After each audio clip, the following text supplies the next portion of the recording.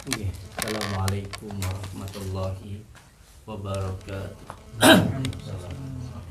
Bismillah, alhamdulillah, wa syukurillah wa nikmatillah, wa la hawla wa la quwata illa billah, amma ba'd. Anak-anakku semuanya, alhamdulillahirabbil alamin. Kita semuanya masih diberikan nikmat sehat oleh Allah Subhanahu wa taala. Semoga nikmat yang diberikan Allah kepada kita bisa kita gunakan di jalan yang diridhai oleh Allah Subhanahu wa taala. Baik itu nikmat hidup, nikmat nafas, nikmat bisa berdiri, nikmat bisa berjalan, nikmat bisa melihat, nikmat bisa mendengar, bahkan nikmat jantung yang diberikan Allah kepada kita. Semoga nikmat-nikmat Allah ini bisa kita gunakan di jalan yang diridhai oleh Allah Subhanahu wa taala. Paling tidak, kalaupun tidak bisa menggunakan nikmat-nikmat yang diberikan Allah ini untuk di jalan yang diperintahkan oleh Allah, di jalan yang diridhai oleh Allah, paling tidak jangan kita gunakan nikmat yang dari Allah ini digunakan untuk jalan yang dilarang oleh Allah Subhanahu wa taala. Kalau mulut kita tidak bisa memberikan nasihat untuk orang lain, setidaknya jangan memberikan penyesatan terhadap orang lain. Kalau tidak bisa memberikan nasihat jalan yang lurus, setidaknya jangan memberikan penyesatan jalan yang belok kepada orang lain. Seandainya mulut kita belum bisa menyenangkan orang lain, paling tidak mulut kita jangan kita gunakan untuk menyakiti orang lain. Kalau seandainya tangan kita belum bisa memberi, setidaknya tangan kita jangan sampai mencuri.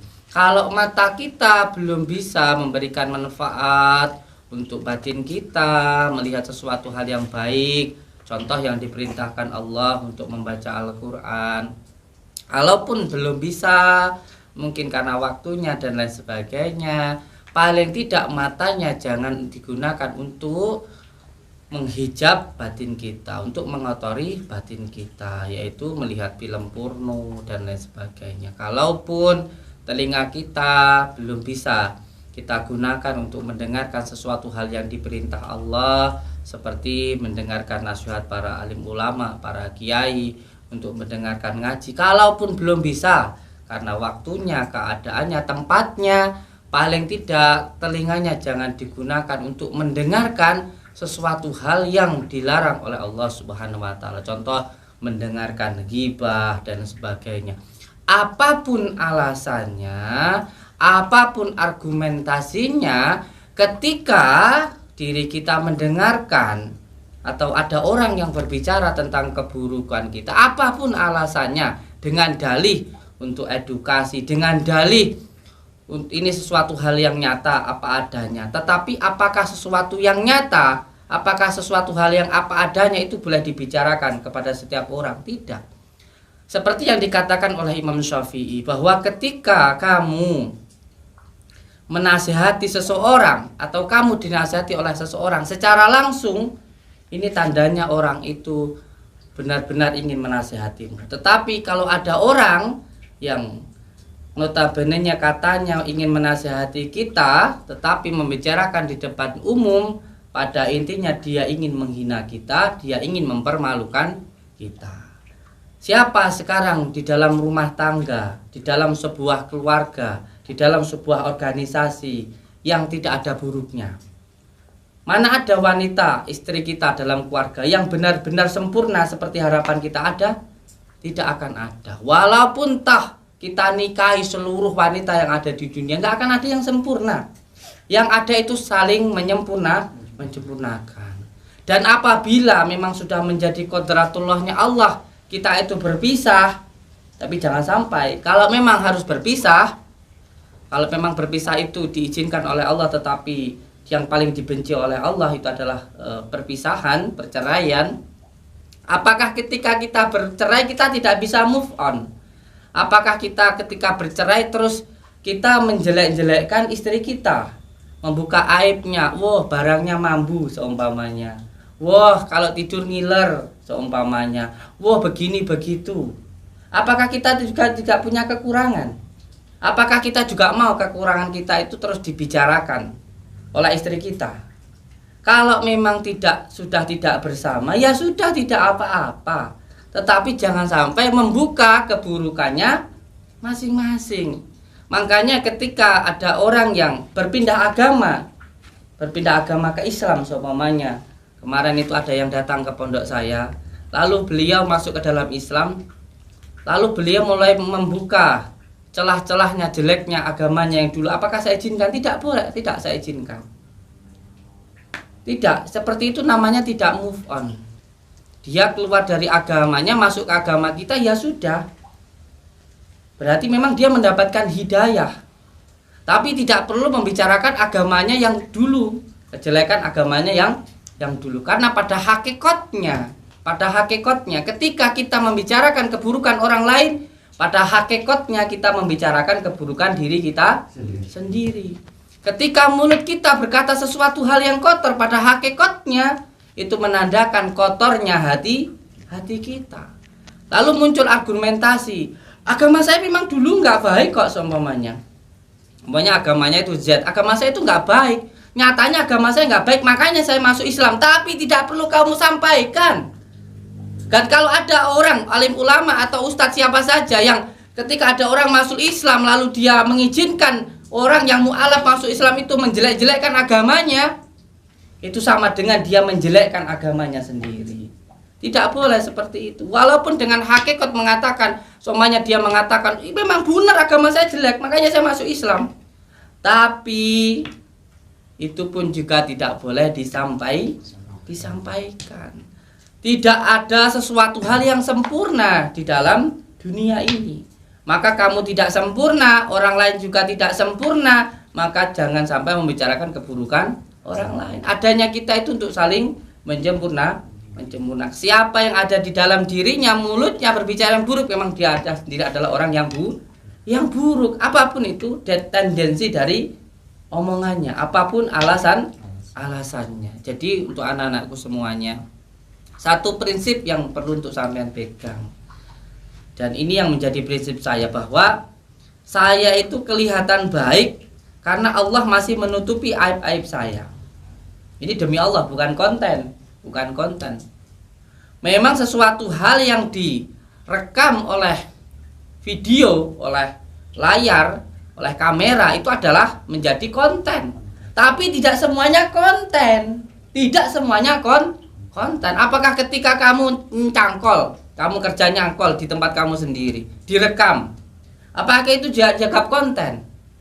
Kalau kamu benar-benar nyangkol di tempat kamu sendiri, kamu bekerja, lalu kamu syuting, kamu posting, itu jadi konten. Tapi itu bukan konten. Pada hakikatnya itu benar-benar apa yang kamu lakukan. Kamu seumpamanya bersama dengan istrimu sedang berdua, seumpamanya kamu sedang bercanda dan lain sebagainya, kamu rekam, memang rekaman itu jadi konten, tapi itu bukan konten.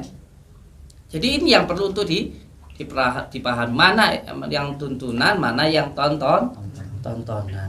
Dan prinsip saya dari dulu saya sampaikan untuk panjenengan semuanya, tidak semua orang itu baik.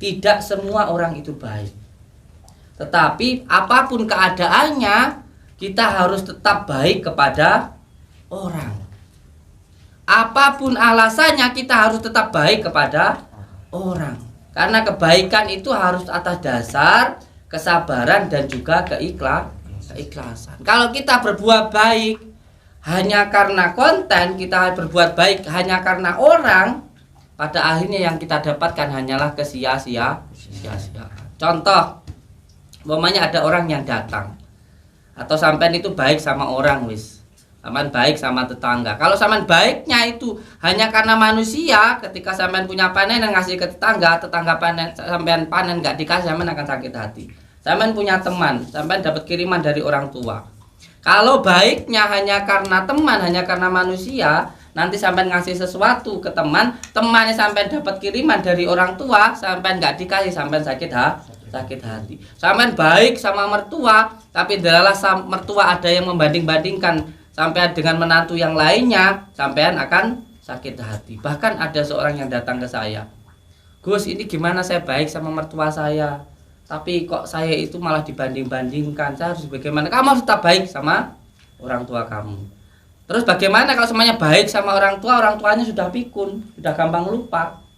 Sudah dikasih makan katanya belum, sudah dikasih uang katanya belum, lalu ngomong sama tetangga, sama saudara-saudara yang lain. Apakah ketika orang tuamu seperti itu terus kamu nggak baik sama orang tuamu? Kan tidak.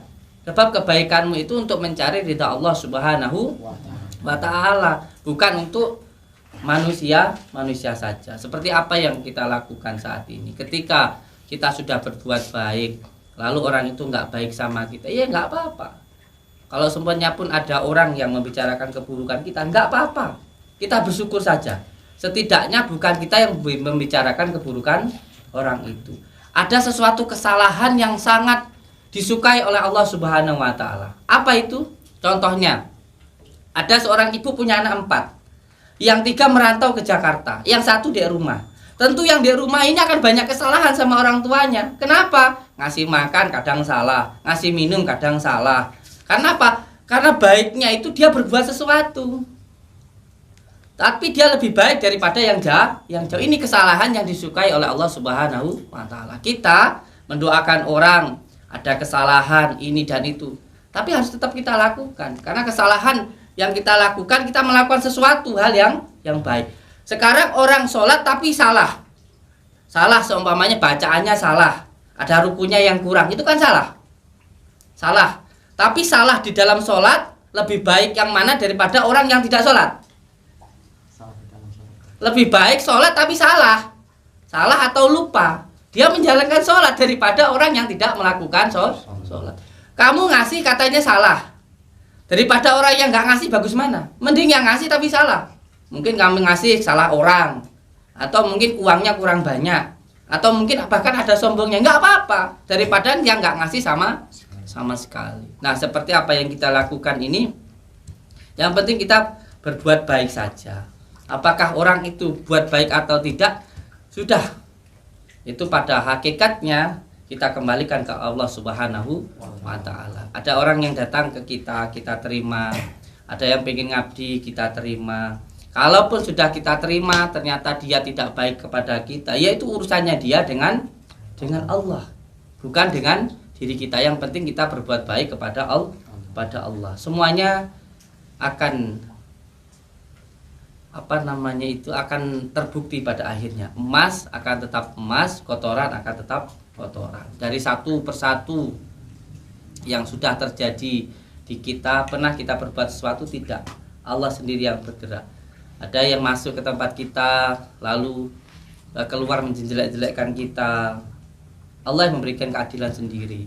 Meninggal semua, sudah jelas. Ada yang masuk ke kita dengan tujuan untuk ngabdi, keluar di tempat kita, semuanya habis. Semuanya sudah Allah yang menunjukkan. Jadi tidak perlu untuk kita itu bingung dengan apapun itu yang terjadi. Dan untuk semua anak-anakku semuanya, prinsip kita bahwa hidup itu yang penting bermanfaat untuk orang lain. Semoga apa yang kita lakukan ini mendapatkan ridha Allah Subhanahu wa ta'ala. Memang ini semuanya ketika saya memang sekarang ini menjadi seorang viral lah, bisa dikatakan sebagai seseorang yang kontroversial, atau bisa dikatakan saya ini adalah bisa dikatakan artis ya, bisa dikatakan juga YouTuber, artis YouTube. Secara otomatis apapun yang saya lakukan akan dilihat oleh orang, akan direkam oleh orang, dan akan diposting. Tapi yang jelas, yang penting yang kita lakukan itu menurut Allah baik. Yang